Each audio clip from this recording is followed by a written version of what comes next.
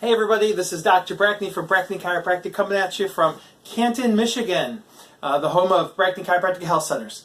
Our purpose here is to educate, adjust, and inspire individuals and family toward optimum health and lifetime wellness. So in order to do that, we're going to learn some things today. So today we're going to be talking about carpal tunnel syndrome.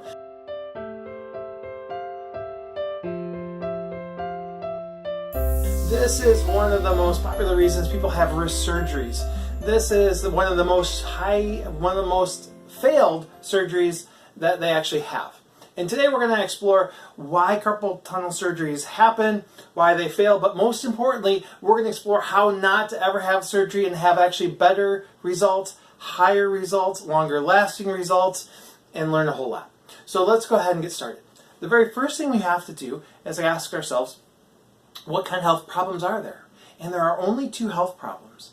There are physical problems and chemical problems. A physical problem needs a physical solution. A chemical problem needs a chemical solution. And if you try and treat a physical problem with a chemical solution, you end up with a lifetime of dependence.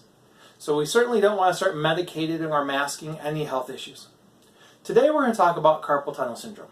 Now carpal tunnel syndrome is going to involve numbness that could involve the thumb, this finger here, and this finger here. So these areas are where you're going to have carpal tunnel issues. If you have numbness over here, somewhere else weird, that shouldn't be a carpal tunnel issue. That could be another neurological issue or another nerve impingement problem. But what we're going to talk about today is the carpal tunnel. What is the carpal tunnel?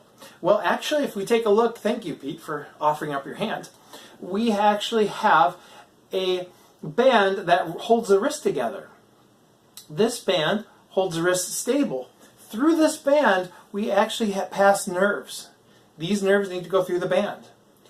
Now what happens is if the wrist starts to flatten out and tightens and it starts to now to squeeze that nerve, in medicine their solution is let's go ahead and let's just cut that and look, no problem. But there's a major problem with that. Why does it not work oftentimes or work only temporarily? Well, that's because you can pinch nerves at the hand, but we know subluxations or pinch nerves at the spine level are very common. So if you were to pinch a nerve at the neck and at the hand, they call that double crushing almost all the time.